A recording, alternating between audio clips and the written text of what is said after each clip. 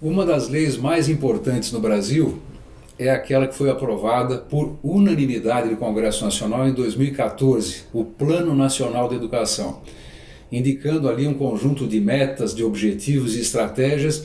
E esse Plano Nacional de Educação, ele veio de um grande movimento, que aconteceu na sociedade brasileira, das conferências municipais de educação, conferências estaduais, Conferência Nacional de Educação, enfim, foi um plano construído com muita participação e democrático.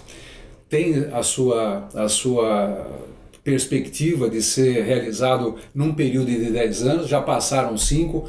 A maior parte das metas do Plano Nacional de Educação, infelizmente, está comprometida, porque já desde 2 anos atrás, e particularmente agora, muitas das condições para que essas metas pudessem se efetivar, elas estão sendo destroçadas, por iniciativas do governo federal.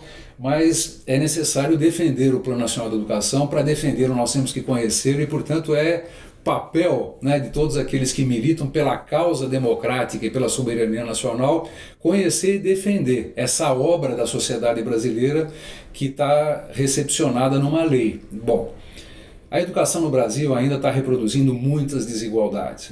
Outro dia estava verificando os dados, os microdados que são reunidos pelo INEP, que é o órgão de pesquisa do Ministério da Educação, e que mostra que essas desigualdades no Brasil são realmente brutais e nós precisamos combater essas desigualdades. Vou te dar um exemplo para vocês, no caso da alfabetização de crianças.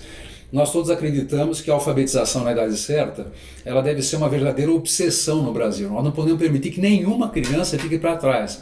Mas, no entanto, o que acontece no Brasil é que muitas crianças estão chegando ao final do ciclo de alfabetização sem que estejam alfabetizadas.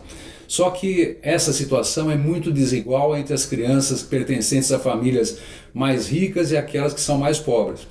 Olha só que coisa trágica. No Brasil, dados gerais, mais da metade das crianças brasileiras chegam ao final do ciclo de alfabetização e não estão alfabetizadas. Portanto, quase que condenadas a terem dificuldades crescentes no seu desenvolvimento educacional.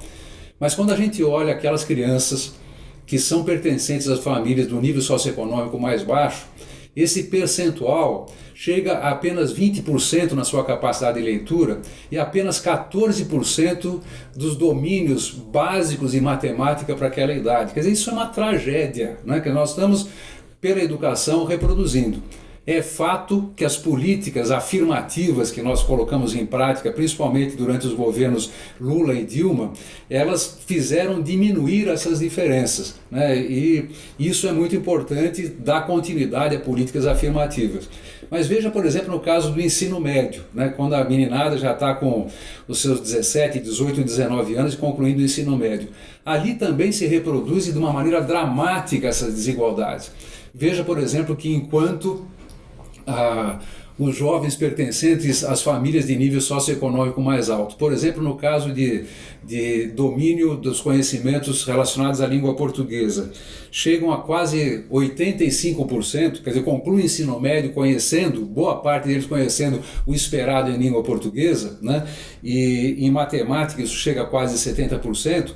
Para aqueles jovens pertencentes aos grupos socioeconômicos mais debilitados na nossa sociedade, esse percentual na área, por exemplo, da proficiência em matemática chega a apenas 3%, dos jovens pobres que conseguem concluir o ensino médio têm os conhecimentos esperados em matemática. Então, isso é dramático no país. E não é à toa que nós temos hoje cerca de 903 mil jovens que são os nem estudam e nem trabalham, vítimas fáceis dos processos de violência, enfim, de todos os problemas que nós estamos vendo nas cidades pequenas, grandes e médias do país. Então, avançar no sentido daquelas metas do Plano Nacional da Educação, elas são absolutamente indispensáveis. Não diz respeito só à alfabetização, diz respeito a todo o ensino fundamental, a todo o ensino médio, e de fortalecimento das bases de financiamento da educação brasileira.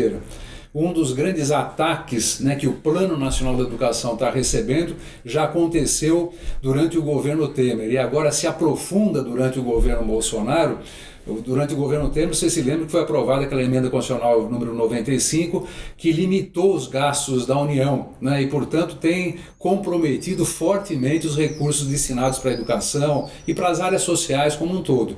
Agora, no governo Bolsonaro, que mente dizendo que vai prejudicar as universidades para beneficiar a educação básica, mas ele está prejudicando os dois, porque os cortes são na educação superior e também na educação básica.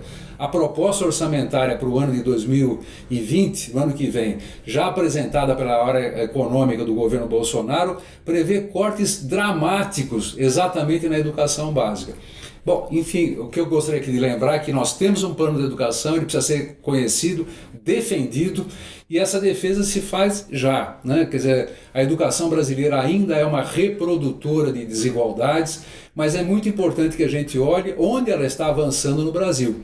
Eu acabo de chegar de uma reunião dos conselhos municipais de educação do estado de Pernambuco, né, que é um estado que tem avançado em várias áreas no campo educacional, e a gente percebe, né, que alguns movimentos que são muito importantes, que estão sendo articulados em regiões que tradicionalmente eram regiões as mais deficitárias em relação às metas educacionais do Brasil. Então, Pernambuco, Ceará, Paraíba, né, são todos esses estados meio que perseguidos, né, pelo governo federal, e eu recebi ali vários e vários relatos de conselheiros de educação dos municípios mostrando o sufoco, né, a repressão que o governo federal, pelos seus diferentes organismos, acaba fazendo em relação aos estados, que são os estados que mais precisam do apoio do governo federal, porque são todos paraíbas, né?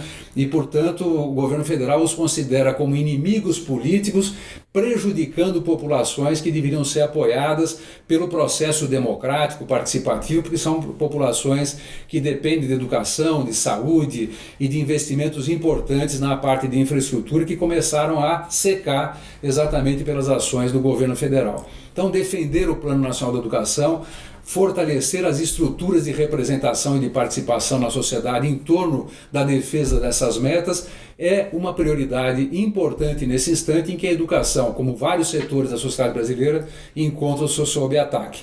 Então vamos à luta, vamos ao combate com as nossas ideias e a defesa do nosso patrimônio.